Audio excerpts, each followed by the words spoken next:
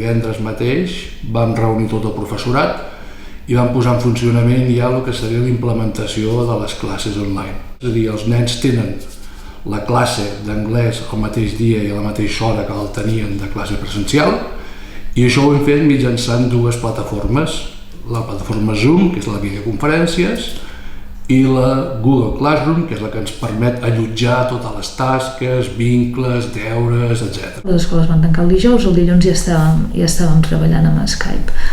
L'únic que vam haver de fer és això, reaccionar ràpid, que el sistema ens funcionés, i ja els professors ja van haver de treballar des de casa, l'equip de l'acadèmia, i cadascú amb els seus alumnes des de casa.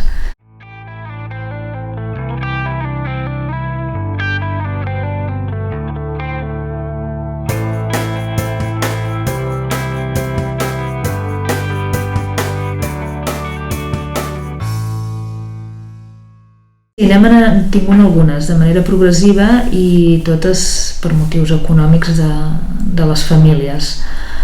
Unes quantes, sí, però bé, podem dir que continuem treballant. Deu ser al voltant d'això, d'un 15% a molt estirar, diria jo. El 99% d'alumnes nostres, gràcies a Déu, té bon accés a internet, per tant s'ha pogut connectar a les classes amb total normalitat, i estaríem parlant d'un percentatge molt petit que per desgràcia no hi ha pogut accedir, però aquests alumnes reben gratuïtament totes les tasques i totes les programacions per via correu electrònic.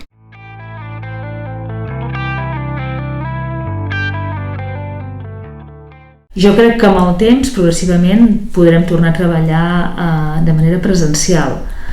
De totes maneres, també pot ser que hi hagi famílies que els hi agradi la modalitat, perquè alguna família ens ha dit, escolta'm, si tot torna a la normalitat, podríem continuar fent les classes així, que veiem que està bé, el nano treballa des de casa i també es pot fer.